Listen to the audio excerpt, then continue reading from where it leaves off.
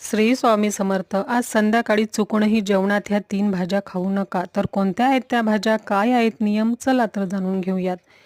श्री गणेशाला विघ्नहर्ता म्हटले आहे. भक्तांच्या हाकेला लगेच धावून येणारी, शीघ्र पावणारी देवता म्हणजे गणपती बाप्पा.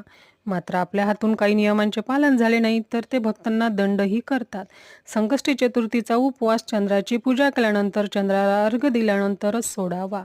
तसेच गणपती बाप्पांना तुळस मंजिरी कधीच वाहू नये. तसेच तुळशीपत्र सुद्धा नैवेद्यावर ठेवू नये.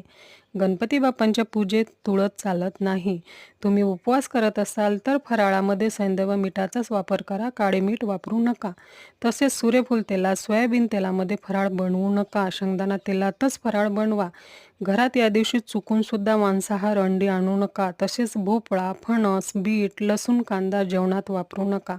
हा उपवास नियमांचे पालन करून केला तर फलप्राप्ती मिळते. श्री स्वामी समर्थ.